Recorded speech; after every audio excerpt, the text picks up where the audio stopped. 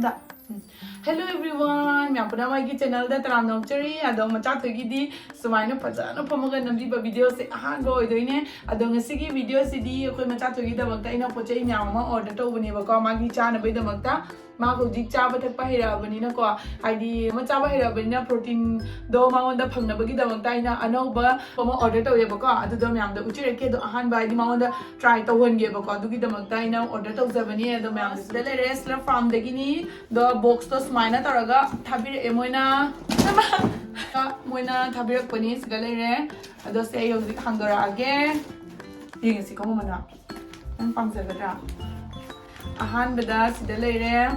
Slurrp Farm gi ragi ne basi sina mudoi ate da tugai bani na khang de macha toi nung si cha ga pa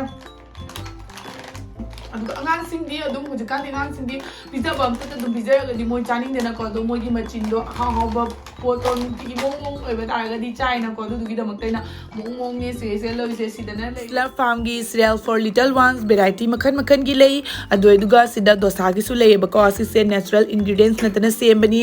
adu ga si se no preservatives no chemical no additives akoi na chaba matam da kari gumba chingna ba mata lei bi ga no angang sing da pizza ba da yamna phaba oi doi ni adu ga siga jaggery powder aina lei se si se sugar gumba ne ba ko akoi na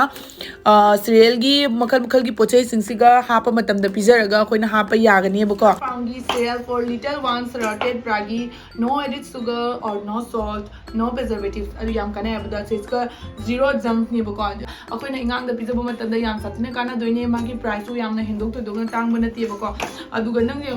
siga for sprouted ragi se already bi ba mun khang nei sigi se protein kyam hoye na se siga ma gi nang na pizza ni ba flavor do adu ga la kani sigi flavor sina Sathu maavu hai sigi flavor ma leire next sigi flavor su pizza ba ya ba ko sigi flavors na banana ragi and rice with milk ado sigi ahum se moida ano ba taste tanghan ba ya ba ko ai di nungti gi mong pizza ga di cha ba do moi so dum lepta bi da china ko adu ga numa da akoina dum hanjana pizza ga di kasu chang ngak ta bane ba ko numa gi ama sindo pizza ba do ta ri moi gi chak cha ba gi chapom du su leidana ko adu dunani ado chak chaba no na hogalak pa oraga di adu su tawrugi nu kharani id kharani phajana chaba haira kan dane taw ado macha thogi su ahan bani ado yam phaiye na ha duga ina order taw yam na phaiye na ha duga sigi pocheng is 13 essential vitamins and minerals siga magi semak pada ya use and ragi jowar rice dead powder natural banana powder ma'am आई होजे अखोई मचा थोई द pizza गे अदुगा ma'am द उचर के को मचा थोई सु सिगा रेडी होइना मा पिज्जा दोइने मनो इस ओइ म कई अदो मा द पिज्जा दोइने जि थौमुगे का चेब्लो नसिगा थोंबगी इंस्ट्रक्शन सु सिगा पिरे बको आई अहान बदा सी से मचा थोई द ओइना थोंगा पिज्जा गी गे यामना कुइना सु चंगoi only 2 minute tangni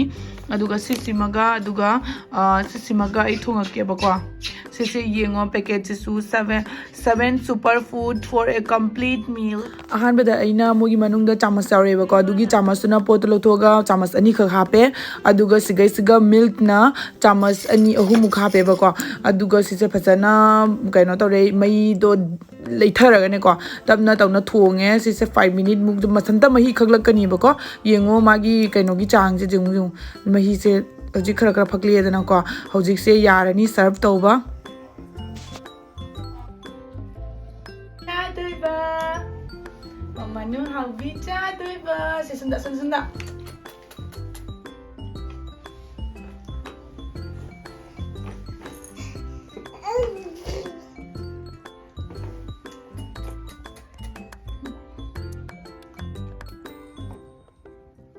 hauba chano hauba machai ne hauba ne ma ina na hanga to in bari chai de si de chai ne tu mun ne hauba ne macha to pamo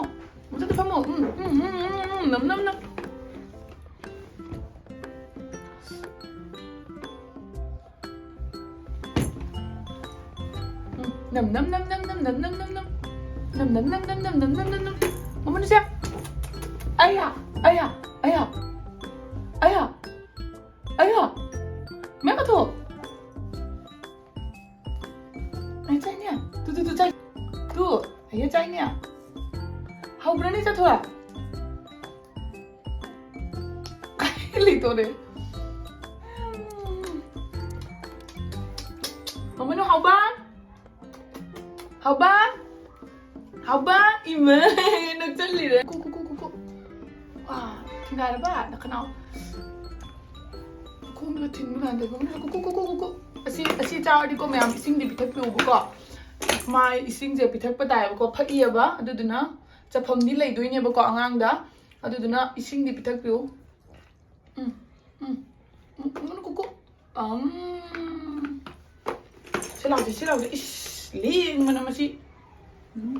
ling ba igalak pa dagi na ling mana tausyong ko. Mama no.